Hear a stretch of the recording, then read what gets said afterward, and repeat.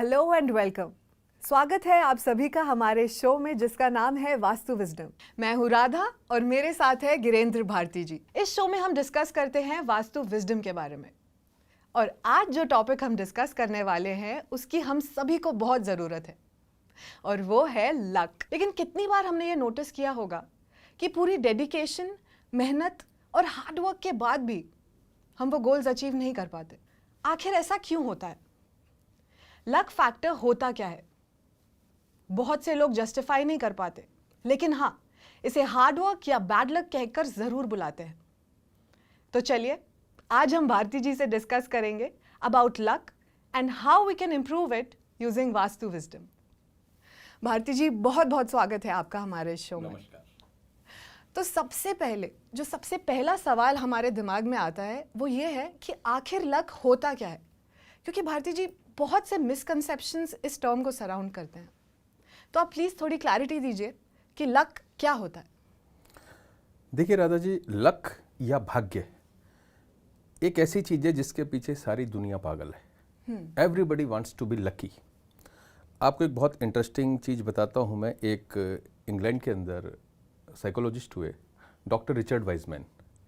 उन्होंने क्या करा, 700-800 एक्सट्रीमली लकी और अनलकी लोगों को लेकर 7 साल तक रिसर्च करी कि ऐसे कौन से फैक्टर्स हैं जो उन्हें एक्सट्रीमली लकी या अनलकी बनाते हैं। और वो रिसर्च करने के बाद उन्होंने 4 ऐसे लॉज निकाल दिए कि इनको कोई भी फॉलो करे वो लकी बन सकता है। I am not going into that research. वो एक बुक है द लक फैक्टर के नाम से, कोई भी उसको पढ़ सकता है।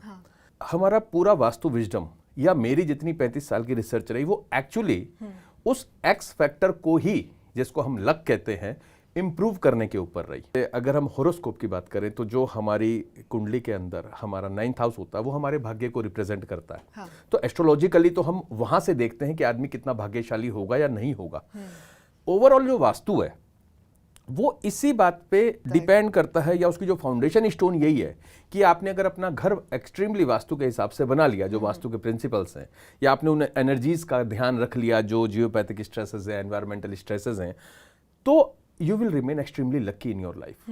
आपको चांस एनकाउंटर्स ऐसे मिलते रहेंगे कि आपको लाइफ में प्रॉब्लम्स कम हो जाएंगी और आपको हैप्पीनेस आपकी लाइफ में बढ़ती चली जाएगी। इसका जो कॉन्ट्रास्ट आपने फर्स्ट स्टेटमेंट में बताया कि उन्होंने कुछ लॉज निकाल दिए जिससे इंसान अपना भाग्य खुद भी बना सकता है, तो बहुत से लोग सोचते हैं कि मैं अपना भाग्य खुद लिखूंगा, और कुछ लोगों की ये थिंकिंग है कि इंसान भाग्य के साथ पैदा होता है। तो इन दोनों के बीच का जो कंट्रास्ट है वो आप प्लीज एक्सप्लेन कीजिएगा। हाँ, आपने बहुत अच्छा क्वेश्चन किया राधा जी। इसमें लोगों को बहुत ज़्यादा कन्फ्यूज़न है। एक्चुअली लाइफ जो है वो ब्लैक और वाइट को मिलाकर बनती है। Life is actually somewhere grey.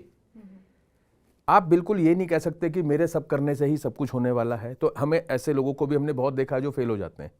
हम खाली ऐसे लोगों पे भी ट्रस्ट नहीं कर सकते जो कहते हैं भाई जो कुछ है वो सितारों में लिखा हुआ है, बस हम तो कुंडली के हिसाब से चलेंगे, आपने वास्तु कर दी, अब हमें मेहनत करने की जरूरत ही नहीं है। वो लोग भी फेल हो जाते हैं। ये तो सबको पता ही है कि एस्ट्रोलॉजी से और वास्तु से हम लोग भाग्य को बदलते हैं, लेकिन मैं बात कर रहा हूँ जो साइंस क्या कहती है। अब साइंस ये कहती है कि जो लोग ज्यादा कॉन्फिडेंट होते हैं, यानी जो लोग किसी से भी मिलने जुलने में हर समय तैयार रहते हैं, उन लोगों के कनेक्शंस अच्छे होते हैं, उनको ज्यादा पॉजिटिव आउटकम्स मिलने के चांसेस रहते हैं। जैसे वो बच्चा जो किसी क्लास के कॉर्नर में बैठता है, उसके फ्रेंड्स बनाने की संभावनाएं कम हो जाती है बजाय उसके जो क्लास के सेंटर में बैठा है, क्योंकि उसके पास चांसेस ज्यादा है। जैसे एक साइंटिस्ट ने तो यहां तक बोला हुआ है, nobody can be lucky bye sitting in his home. मतलब अपने घर में बैठकर आप सोचो आप लकी हो जाओगे, यू कांट बी। आपको बाहर निकलना पड़ेगा, लोगों से मिलना पड़ेगा, इनिशिएटिव्स लेने पड़ेंगे, only then there are more chances कि आप लकी होंगे। This luck thing is very complicated scenario. मेरा तो चलो फील्ड ऑफ इंटरेस्ट यही था हमेशा से कि मैं अपनी लाइफ में और अपने जो क्लाइंट्स हैं या मेरे यार दोस्त हैं उनकी लाइफ में इंप्रूवमेंट किस तरह से कर सकता हूँ। मेरा यही कहना था कि हमें साइंस को भी ध्यान में रखना है। हमको ये पता होना चाहिए कि लक के रेफरेंस में हमारी किस किस जगह पर लिमिटेशंस है, जो मैंने अभी आपसे शेयर करी, और साथ में ये भी पता हो कि हम उससे निकल कैसे सकते हैं। अगर आप रिसर्चेस में आए तो कोई भी ऐसी प्रतिस्पर्धा जहां पर numbers of people are there और उनको चूज करके किसी को फर्स्ट सेकंड थर्ड आना है, वहां पर जो भी लास्ट में जाता है उसके चांसेस 14% होते हैं फर्स्ट आने के। जो सबसे पहले जाता है उसके 3% चांस है। Oh. No, it is scientifically proven. तो हमें अगर इस बात का नहीं पता है, हाँ, तो हम फर्स्ट ही जाते हैं। हम सबसे पहले जाएंगे और हमारे चांसेस कम हो लगभग 11% कम हो जाएंगे। तो वी हेल्प पीपल। अभी जैसे हमने बात की थी कि वास्तु के अंदर हमने 32 एंट्रेंसेस हैं, 5 एलिमेंट्स हैं, 16 डायरेक्शंस हैं, 45 देवताज हैं। इनका परम्यूटेशन कॉम्बिनेशन किस तरह से पर्सन की होरोस्कोप के साथ हम मैच करते हैं ताकि वो मिनिमम इफर्ट में मैक्सिमम रिजल्ट्स ले सके। Right. लेकिन along with he will also know, हम उसको ये भी बताते हैं कि भाई ये तेरे लिमिटेशंस हैं, इस तरफ जाने की जरूरत नहीं है। अब आप बताइए कि वास्तु विजडम यूज करके हम लक किस तरह से बढ़ा सकते हैं? एक बहुत सिंपल सी टेक्निक है कि अगर कोई इंसान अपनी स्ट्रेंथ्स को रोज लिखना शुरू कर देता है सिर्फ 10 मिनट के लिए, तो over a period of 1 month he will be a different person. The problem is that कि हम लोग फोकस करते हैं अपनी कमियों के ऊपर और वो हमको डिप्रेस कर देता है। तो अगर वो सिर्फ इतना सा काम कि वो रोज अपनी स्ट्रेंथ्स के बारे में लिखता है, ये it is scientifically proven, it is not something I am telling.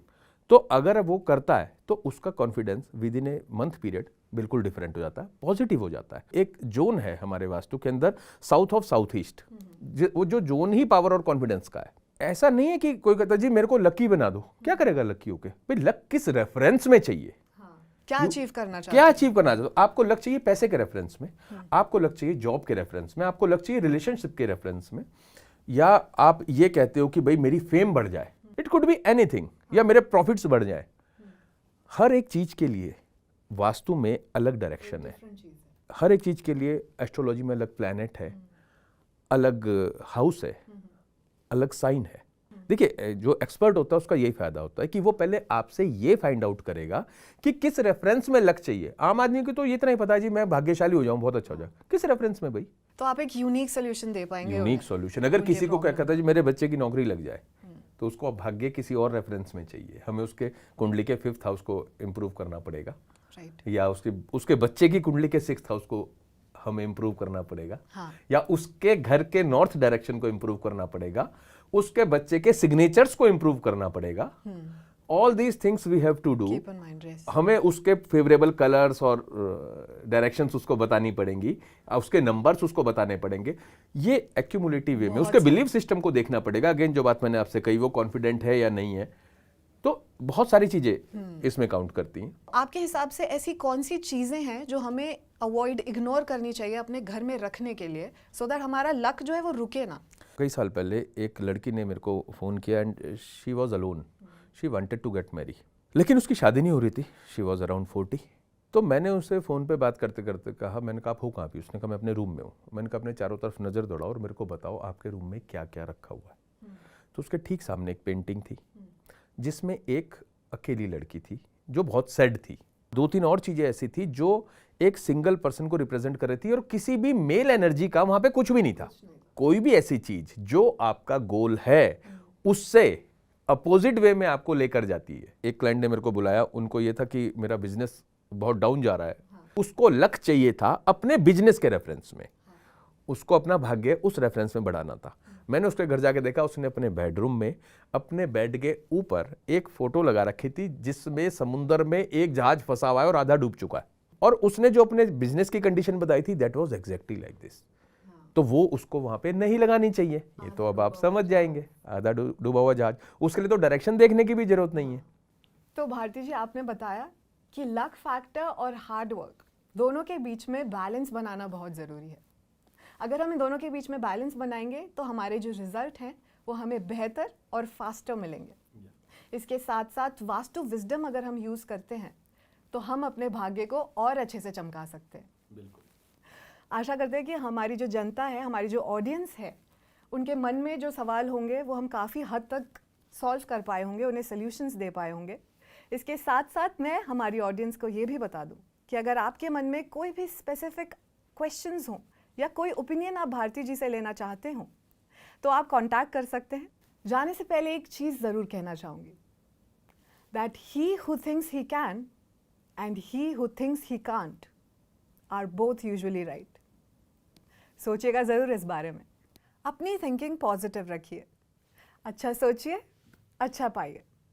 Take good care of yourselves. मिलते हैं अगली बार। नमस्कार, सी यू।